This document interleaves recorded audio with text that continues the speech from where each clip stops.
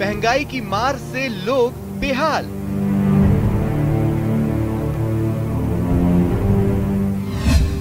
रसोई गैस फिर से हुई महंगी, एलपीजी सिलेंडर पर बढ़े 25 रुपए 50 पैसे।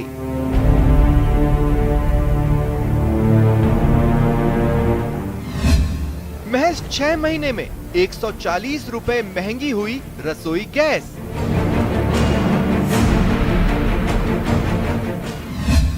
पेट्रोल बीते 2 महीने में 9.30% और डीजल 10% से अधिक महंगा हुआ।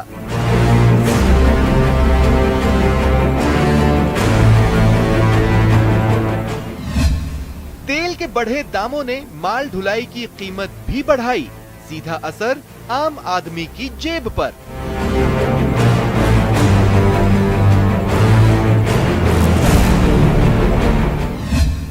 बिगड़ा आम आदमी का बजट, सब्जियों से लेकर तेल और दाल तक के दाम में बेतहाशा इजाफा।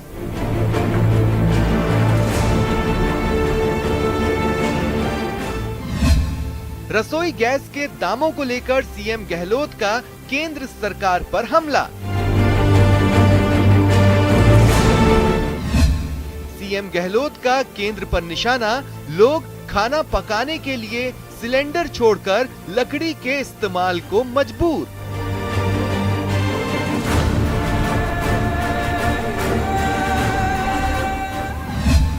गहलोत का ट्वीट, यूपीए के समय 450 रुपए का गैस सिलेंडर मोदी सरकार 838 रुपए में बेच रही है।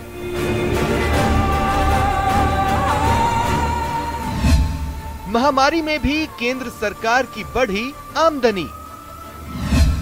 केंद्र को पेट्रोलियम प्रोडक्ट्स पर कस्टम एंड एक्साइज ड्यूटी से 4.51 लाख करोड़ रुपए की कमाई हुई।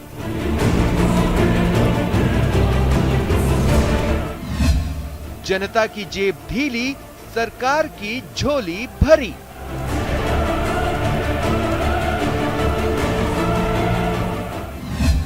महंगाई, कमाई और सियासत। नमस्कार, बहुत स्वागत है आपका। प्राइम डिबेट देख रहे हैं आपके साथ मैं जेपी शर्मा। पेट्रोल डीजल के सैकड़े के बोझ से तो आम आदमी दबा हुआ है ही, गैस के दामों ने गृहिणियों की आंखों में आंसू ला दिए हैं। कल फिर 25 रुपए की बढ़ोतरी के साथ अब एलपीजी के दाम 838 रुपए हो गए। निम्न मध्यम वर्ग को फिर से चूल्हे की याद आने लगी है। महामारी कमाई को वैसे ही लील गई है, जितनी आती है उतनी पेट्रोल डीजल और गैस की भेंट चढ़ जाती है। सरकार इस पर सफाई देती रही है, लेकिन उस तरह से नहीं जैसे उम्मीद की जाती है। विपक्ष इस पर मुखर होता रहा है, लेकिन उस तरह से नहीं जैसे उसे होना चाहिए। हालांकि एक बार कांग्रेस महंगाई के खिलाफ सोशल मीडिया पर अभियान छिड़ चुकी है और 7 जुलाई को फिर से पार्टी इस पर मोर्चा खोलने जा रही है। बहरहाल आम आदमी के जहन में ये सवाल भी आता ही है कि सरकार एक तरफ से ये बोझ अगर डाल रही है तो कहीं ना कहीं तो राहत भी मिलनी चाहिए। वो क्यों नहीं मिल रही, कहाँ मिल रही है, कब मिलेगी, वगैरह वगैरह। तो आज प्राइम डिबेट में इस पर चर्चा करेंगे इन सवालों के जरिए कि महामारी के दौर में भी कमाई छोड़ने का साहस क्यों नहीं।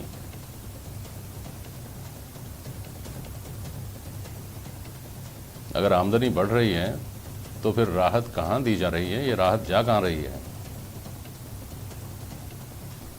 और महंगाई की रफ्तार को रोकने का नुस्खा किसके पास है।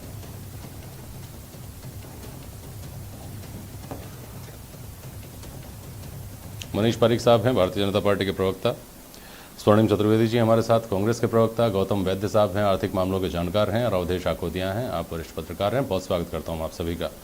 मनीष जी, मुझे सवाल पूछने की जरूरत है, आप अपनी बात कहेंगे, उसके बाद मैं सवाल लेकर के आऊँ।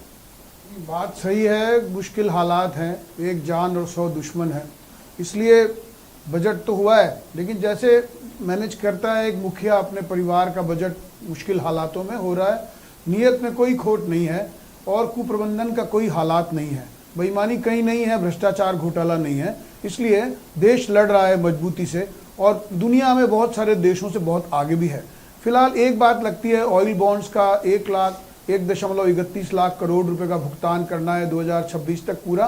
सरकार ने, ये यूपीए सरकार ने किया था, रेटें नहीं बढ़े इसके लिए ऑयल बॉन्ड जारी कर दिए और उन ऑयल बॉन्ड्स का भुगतान अब इस सरकार को करना पड़ रहा है। तो निश्चित तौर पर 10,000 करोड़ रुपए पर ईयर्स के आप जोड़ेंगे अगर, तो ऐसे हालात में नहीं है कंपनियां। और उसके ये ऑयल बॉन्ड देने के बाद मनमोहन सिंह सरकार ने ये कंट्रीब्यूशन और दे दिया कि अब ये प्राइसेस कंपनियां तय करेगी। उसका कारण यही था कि उतना नुकसान हो गया जिसको उन्होंने दुनिया को नहीं दिखाना था, उसको ऑयल बॉन्ड के जरिए छुपा दिया, वो आज निकल कर बाहर आ रहा है।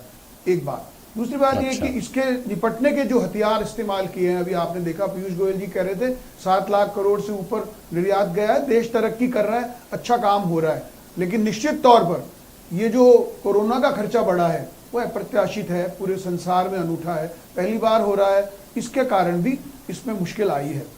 ठीक है, प्रबंधन की बात तो मैं करता हूँ आपसे, लेकिन पहले आपने ऑयल बॉन्ड की बात कही, इसको ज़रा गौतम वैद्य साहब से समझ लें। गौतम वैद्य साहब, हमारे जैसे आम आदमी के समझ में आना तो मुश्किल है, क्या तो ऑयल बॉन्ड्स थे और इन्होंने किस तरह से 2013 में की हुई गलती ने 2021 में जाकर जो पेट्रोल डीजल 70 रुपये के नीचे से ऊपर जो ही जाता था 1-1.5-2 रुपया, तो हाहाकार मच जाता था। अब वो चुपके से आराम से 100 हुआ, फिर 101 हुआ, 102 कब हो गया पता नहीं चला, 4-5 आगे कहाँ तक जाएगा पता नहीं।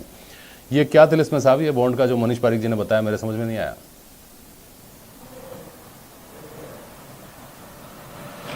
सर, जैसा कि 2013 में बॉन्ड इशू करने की बात कह रहे हैं, पर 2013 में भी जब भी दाम बढ़ा था, जितना भी बढ़ा था, उस वक्त भी बीजेपी का यही कहना था, बीजेपी बहुत अग्रेसिव थी कि दाम इतने बढ़ रहे हैं, और उनका एक चुनावी स्लोगन था कि हम आएंगे तो दाम नहीं बढ़ेंगे और घटाएंगे इसे, पर उसके बावजूद दाम नहीं घटे।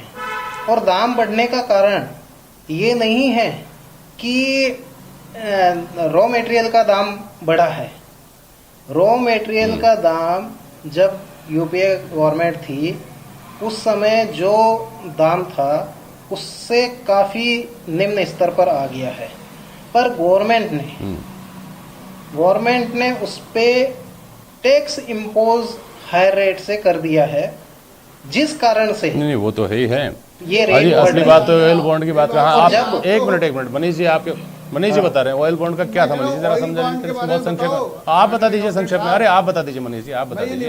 ये बात पहली बार ही आई, आज ये तर्क पहली बार ही आया। कभी डॉलर के मुकाबले रुपए की कमजोरी की बात आ जाती है, कभी अंतर्राष्ट्रीय बाजार से जुड़ा हुआ आ जाता है, अब नया है ऑयल बॉन्ड, जरा संक्षेप में समझा दीजिए। नहीं, गौतम जी जैसा कह रहे हैं, आपने उनको कहा था ऑयल बॉन्ड करके जो एस्पेक्ट है वो 10,000 करोड़ रुपए पर ईयर के हिसाब से उनको सब्सिडी जो दी, इसलिए कि रेट्स ना बढ़े, तो ऑयल कंपनीज ने वो घाटा उठाया, उनको गवर्नमेंट ने पैसा नहीं दिया और ऑयल बॉन्ड दे दिए कि ये पैसे रख लो आप। अच्छा। और इनको हम ब्याज और देंगे, तो एडिशनल ब्याज सरकार को और देना पड़ता है। ये एक बात बता दीजिए मुझे तो कि ये आपको कब पता चला सरकार में आने के महीने 2 महीने बाद, या पहले से था अंदाजा? और ये खुलासा आज 2021 में कैसे हो रहा है, जब पेट्रोल डीजल की कीमत बढ़ने लगी 2019 में, बल्कि जब आपने वोट मांगे थे तभी आपको कहना चाहिए था कि देखिए ये वादा हमने किया था, लेकिन ये इसलिए पूरा नहीं हो पाया कि ऑयल बॉन्ड आ गया। ऑयल बॉन्ड का हमको बाद में पता चला, अब इसकी तो भरपाई करनी पड़ेगी, आप लोगों को पैसा देना पड़ेगा। ये तो नहीं कहा आपने कभी? नहीं, उसका ब्याज है 3,500 करोड़ रुपए पर ईयर देना पड़ रहा है, ये बात तो सही है। 26 में 20 साल होंगे, जो 2006 से लेके 26 तक हुआ था, उसकी ग्रेजुअल पेमेंट्स अभी से चालू हुई है। 6 से हुआ था ना सर, मनीष जी 6 से हुआ था ना, तो 6 से 14 के बीच में तो 8 साल हो गए। 8 साल में तो आपको अच्छी तरह पता था कि ये काम हम नहीं कर पाएंगे, जो यूपीए सरकार नहीं कर पा रही वो आप भी नहीं कर पाएंगे। लेकिन अब चूंकि आपने ये बात कही है कि ऐसा क्यों हो गया है, उसका कारण ये है कि बावजूद लोकप्रिय सरकार होने के अब उसको पैसे की तंगी आ रही है मानो, तो इसके कारण नहीं। तो सबसे अच्छा काम है, सब सब्सिडी दे रहे हैं, 80,000 लोगों 80 करोड़ लोगों को हमने फ्री राशन दे दिया है, कोरोना दे रहे हैं, सिलेंडर हो रहे हैं, ऑक्सीजन। अब कोई केंद्र सरकार से मांग रहा है, ये मांगते हैं 35,000 रुपए का ऑक्सीजन कंसंट्रेटर 1 लाख रुपए में खरीद रहे हैं, भ्रष्टाचार कर दी कांग्रेस सरकार, इसके पैसे भी वो दे रहे हैं केंद्र सरकार। तो मैं ये निवेदन कर रहा हूं, बेईमानी नहीं करी है बीजेपी की सरकार ने, नीयत साफ है और कोई कुप्रबंधन नहीं है, लेकिन जिससे मुश्किल हालात हैं उनसे फेस करते हुए देश को भी सहभागी बनाया है, और अदरवाइज तो कोलैप्स हो जाएगी अर्थव्यवस्था। ये चार्टर्ड अकाउंटेंट आप बताएंगे ये बात। हाँ, बिल्कुल उनके पास जाऊंगा। पहले स्वर्णिम चतुर्वेदी कुछ बोलना चाह रहे हैं, बोलिए स्वर्णिम जी। जो महंगाई कम करने का वादा करके सरकार आई थी, सबसे बड़ा तो धोखा और कुप्रबंधन यही है कि आज जिस प्रकार से रसोई गैस के, पेट्रोल डीजल के दाम लगातार बढ़ रहे हैं, और जो जिस तरह से बढ़ोतरी हुई है, अगर देखें तो पिछले महीने ही 16 बार बढ़ाए गए, और जो राजस्व जिसका जो 1 साल में ये प्राप्त करते थे, 56% का जंप है पेट्रोल डीजल के दाम से जो वसूली की है केंद्र सरकार ने। तो मैं ये मानता हूं कि ये कुप्रबंधन ही है। अगर आपके पास कोई आय का सोर्स नहीं है और केवल एकमात्र आपने ये मान लिया कि ऐसी परिस्थिति में जब देश की जनता कोरोना महामारी से जूझ रही है, उनकी कमाई खत्म हो चुकी है, बेरोजगार हो चुके हैं, रोजगार घट रहे हैं, काम धंधे बंद हो चुके हैं, उनकी सेविंग्स खत्म हो चुकी है। ऐसी स्थिति में उनको महंगाई के बोझ तले दबाना, पेट्रोल डीजल के दामों के कारण, केवल पेट्रोल डीजल के दाम ही नहीं है कि उससे बोझ बढ़ रहा है, लेकिन जो खाद्यान्न है उसकी जो दाम बढ़े हैं इस कारण से, चाहे वो खाद्य तेल हो, चाहे वो अनाज हो, दालें हो, ये इन सबका भार भी आम आदमी को, गृहिणी को उठाना पड़ रहा है। और ये गैस की सब्सिडी जो बंद की, क्या घोषणा की थी, क्या वादा करके चुनाव लड़ा था कि सब्सिडी बंद करेंगे, तो आज तो बंद है, ये किसी ने नहीं बताया। तो ये धोखा नहीं है तो क्या है? ये केंद्र सरकार का धोखा भी है जनता के प्रति और ये कुप्रबंधन भी है। और दूसरी बात, जिस प्रकार से आपने पिछले 6 वर्ष में 300 गुना जो आपने राजस्व कलेक्शन बढ़ाया पेट्रोल डीजल के दाम के आधार पर, जो आपने जब सरकार में सत्ता संभाली थी तब तो 3 रुपए 56 पैसे एक्साइज ड्यूटी हुआ करती थी 2014 में डीजल पर, आज कितनी है सब देख रहे हैं, 32 रुपए के आसपास। तो इतना जो जंप करा है आपने, बढ़ाया। इसके अलावा महामारी काल में मई 6 में, जो पिछले वर्ष मई 6 तारीख को, ये कहते हुए केंद्र सरकार ने, जब अंतर्राष्ट्रीय बाजार में कच्चे तेल के दाम घट गए थे, कहते हैं 0 तक आ गए थे, तो प्राइस स्टेबलाइज करने के नाम पर 10 रुपए डीजल पर और 13 रुपए पेट्रोल पे बढ़ाए थे, ये कह करके कि हम आपको जो है फायदा नहीं दे रहे लेकिन आगे नहीं बढ़ाएंगे, ठीक है, ये वादा किया था। पेट्रोल डीजल में एक मिनट धोखा नहीं है, कांग्रेस सरकार भी तो इनका बार-बार ये कम कर दो। ये एक मिनट सुनिए मनीष जी, आप कम कर दो, ये कम कर दें, आपको तो राजस्व चाहिए, आप तो कहेंगे कि पूरे देश को प्रबंधन में भागीदार होना चाहिए, भागीदारी ले रहे हैं सबकी, टैक्स ले रहे हैं तो भागीदारी ले रहे हैं, या महंगाई अगर आप पेट्रोल डीजल पे पैसा बढ़ा रहे हैं तो वो तो भागीदारी, और उस भागीदारी को ये न लें। इनके पास कितने स्रोत हैं आय के। लेकिन एक बात सुनिए, स्वर्णिम चतुर्वेदी जी बार बार सवाल उठाती है मनीष पारिक जी की पार्टी, जो सवाल जायज़ भी लगता है कि दिल्ली से आने वाला दिल्ली में पेट्रोल भरवाएगा, बॉर्डर पे लिखा हुआ है राजस्थान से सस्ता पेट्रोल, हरियाणा से आने वाला हरियाणा में पेट्रोल भरवा लेगा क्योंकि वहाँ मिलता है राजस्थान से सस्ता पेट्रोल, यूपी से आने वाला यूपी में भरवाएगा, मथुरा के आसपास देखिए आप बोर्ड लगे हुए हैं पेट्रोल पंप के ऊपर, राजस्थान से सस्ता पेट्रोल यहाँ मिलता है। तो इन प्रदेशों की क्या इनकी जो परिस्थितियां हैं वो हमसे बहुत बेहतर हैं क्या आर्थिक रूप से, और हैं और क्या ये जो क्राइसिस का दौर है, महामारी का दौर है, आर्थिक रूप से जो टूटे हुए होने का दौर है, क्या ये दूसरे प्रदेश इसको वहन नहीं कर रहे हैं क्या? देखिए जेपी जी, मैं तो इतनी सी बात रखना चाहता हूँ, थोड़ा सा मैं आधा मिनट लूंगा आपका। आप ये देखिए, राजस्थान सरकार ने तो 2 बार पेट्रोल के इस पे जो वैट बढ़ाया है, लेकिन केंद्र सरकार ने कितनी बार बढ़ाया? पूरे जो देश भर में शतक लगा पेट्रोल का, केंद्र सरकार तो कटघरे में है ही है, केंद्र सरकार तो कटघरे में है ही है इसको लेकर। लेकिन राज्यों के बीच की अगर हम बात करें तो हमारे पड़ोसी राज्य हैं, वो हमसे सस्ता पेट्रोल डीजल दे रहे हैं। मैं आपसे पूछ रहा हूं कि क्या वहां के आर्थिक हालात और हमारे आर्थिक हालात में इतना अंतर है क्या जो रिफ्लेक्ट होता है इन कीमतों में?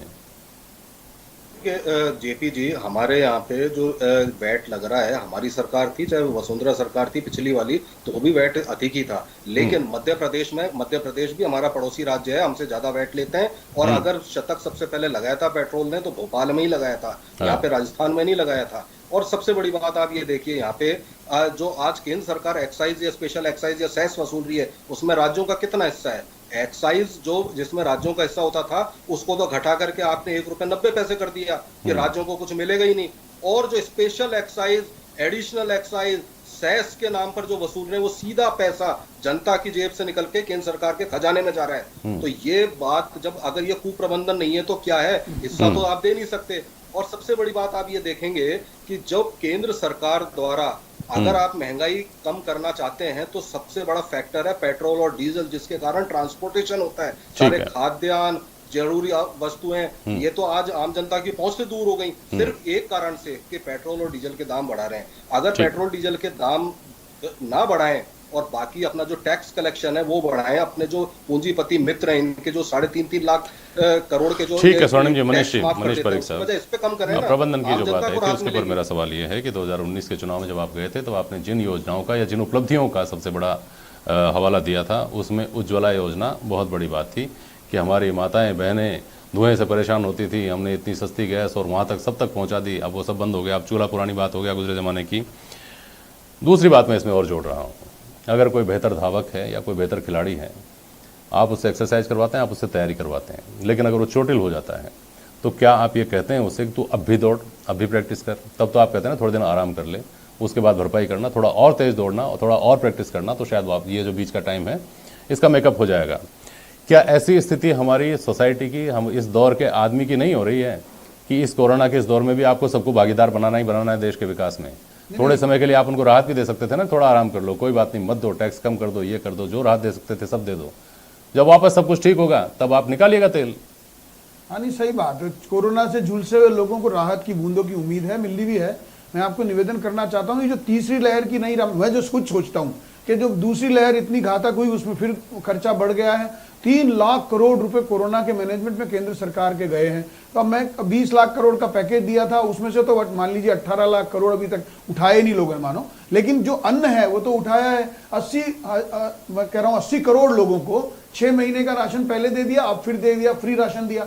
इस तरह से रेवेन्यू घटी है, ये टैक्स कम हुआ है, इनकम टैक्स में कमी आई है, हर में रेवेन्यू जो है सब डेफिसिट में जा रहा है। इसलिए ये पक्की बात है, राहत की जरूरत है। ये खबर यहाँ से पैदा हुई थी मनीष पारिक साहब कि पेट्रोल डीजल के जो प्रोडक्ट्स हैं उनके ऊपर जो आपको राजस्व मिलता है वो पिछले साल के मुकाबले, जब पिछले साल भी कोरोना का दौर था, पहली वेव आई, दूसरी वेव आई, इस साल 56% ज़्यादा बढ़ा है। 4.56 लाख करोड़, 4.61 लाख करोड़ रुपए का राजस्व आपने ज़्यादा लिया है। नहीं, मैंने ये कह रहा हूँ कि ये राजस्थान सरकार ने भी तो टैक्स जो लिया है ना, तो घटा क्या है फिर उसमें? मैं ये निवेदन करना चाहता हूँ कि ये तो मैनेजमेंट हो सकता है, लेकिन निश्चित तौर पर मैं 3 बातों की एश्योरेंस कर सकता हूँ कि कोई घोटाला नहीं है, कोई गड़बड़ नहीं है और कहीं पर भी नियत पे खोट नहीं है। राहत तो निश्चित देगी, लोकप्रिय योजनाएं हालत है, हर काम फ्री में देने की बात हो रही है, हर विषय फ्री में जा रहा है। और आप देखेंगे कि सब लोगों को राशन में बढ़ा देंगे। 80 करोड़ लोगों को अगर आप राशन फ्री में देते हैं तो निश्चित तौर पर स्थिति गंभीर है। बहुत संक्षेप में एक सवाल का जवाब दीजिएगा वैद्य साहब। आप कहीं कुछ कर रहे हैं, उससे एक पक्ष अगर ना खुश है तो दूसरा पक्ष तो खुश होना ही होना चाहिए ना। यहाँ जो टैक्स दे रहा है वो भी ना खुश है, वो भी चिंतित है कि साहब टैक्स देना पड़ रहा है। देखिए इस दौर में बड़ी मुश्किल से तो पैसा कमा रहे हैं और उसको टैक्स में चला जाता है, और उस टैक्स के दम पे जो सब्सिडी ले रहा है वो भी ना खुश है कि देखिए ये हालात हैं। तो फिर खुश कौन है? गौतम वैद्य। बिल्कुल सर, कोई खुश नहीं है एक गवर्नमेंट के अलावा, और गवर्नमेंट भी पूरी तरह से खुश नहीं है। गवर्नमेंट कहती है कि हमें पूरा टैक्स नहीं मिलता है, जबकि हालत ये है, एक तरफ तो कहा जाता है कि हमें 10,000 करोड़ रुपए ईयरली पेमेंट करने हैं बॉन्ड के, और एक तरफ मात्र पेट्रोल डीजल से जो एक्साइज ड्यूटी का इंक्रीज हुआ है वो लाखों करोड़ में है। तो अब मतलब किसको आप कहें, किस बात के लिए वो मतलब पिछली गवर्नमेंट को संतोष कहीं नजर नहीं आता। ठीक है, जबकि इस अब गवर्नमेंट ठाकुर ने मुझे आप बता दीजिए सबसे महत्वपूर्ण सवाल का जवाब कि अगर एक पक्ष की बात कही मैंने, दूसरे पक्ष की बात कही, और गौतम वैद्य कह रहे हैं कि गवर्नमेंट खुद खुश नहीं है कि हमें पैसा नहीं मिल रहा, तो फिर ये बताइए कि केंद्र सरकार इस बात को जानती है, राज्य सरकारें भी, जहां बैठ की बात आती है वहां, कि महंगाई को जस्टिफाई नहीं किया जा सकता। ये सच बात है कि महंगाई कब मुद्दा नहीं थी ये आप याद नहीं कर सकते, हमेशा महंगाई मुद्दा थी, हमेशा महंगाई मुद्दा रहेगी, ऐसा भी लगता है, लेकिन इसको जस्टिफाई नहीं किया जा सकता। और पिछले एक अरसे में इतनी सारी अप्रिय घटनाएं हो चुकी हैं, अप्रिय दौर से गुजर चुका है इंसानी सभ्यता, आप ये कह सकते हैं कि काफ़ी कुछ ऐसा हो गया है कि अब भावनात्मक मुद्दे या जो परंपरागत मुद्दे या जो परंपरागत वोट बैंक था वो बातें हो गई हैं, ख़त्म होती जा रही हैं धीरे धीरे, करीब करीब। ऐसी स्थिति में क्या सिर्फ खजाना भरने के लिए लोगों को नाराज करने का जोखिम ले सकती है सरकार? ऐसा तो नहीं है। इसके पीछे आखिर वो जो विजन है जो ऐसे समझ में नहीं आता वो क्या हो सकता है?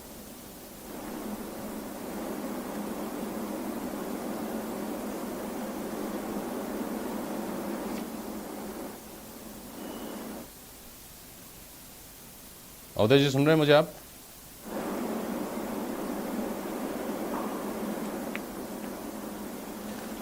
अवधेश जी ने नहीं सुना शायद सवाल। हाँ वो अवधेश जी अगर मेरी आवाज सुन रहे हैं तो बोलिए। मैं इधर से कनेक्ट था। ठीक है, गौतम वैद्य साहब आपको मेरी आवाज आ रही होगी। ये सवाल आपने सुना होगा जो मैं अवधेश आकोदिया साहब से कर रहा था। आर्थिक रूप से चूंकि आप आर्थिक मामलों के जानकार हैं, वो क्या व्यवस्था है जो ऐसी बुरी संभावनाएं लिए हुए जो बातें हैं उनको भी करने पर मजबूर कर रही है? गौतम वैद्य।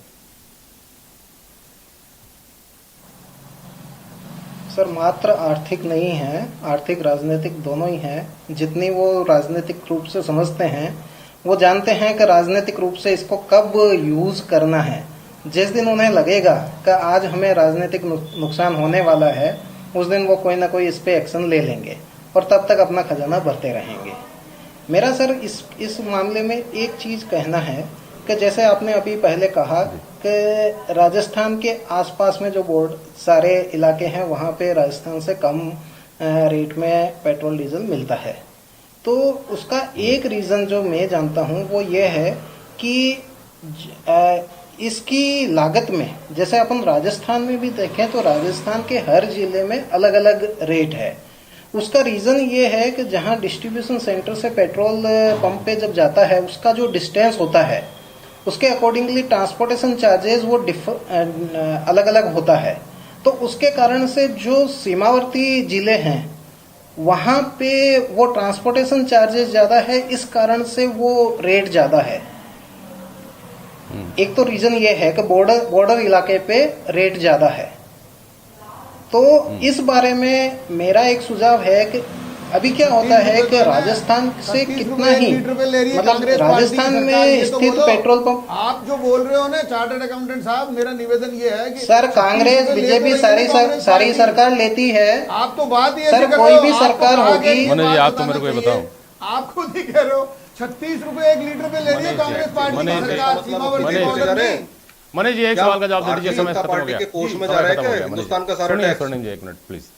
मनीष जी मुझे बताइए कि महंगाई जस्टिफाइड या इस दिशा में काम करने की जरूरत है? ये निश्चित तौर पे काम करने की जरूरत है। मैं आपको निवेदन शुरू से ही कर रहा हूँ और मैं ये भी कहना चाहता हूँ कि राहत की उम्मीदें किसको नहीं होती, तो जरूरत है, वो काम हो रहा है निश्चित तौर पे हो रहा है। मैंने आपको कहा इतने जो चार्टर्ड अकाउंटेंट हमारे मिनिस्टर हैं वो भी इस पे काम कर रहे हैं। चलिए ठीक है, समय हो गया। बहुत शुक्रिया आप सभी का आज प्राइम डिबेट में शामिल होने के लिए। आज के लिए बस इतना ही, नमस्कार।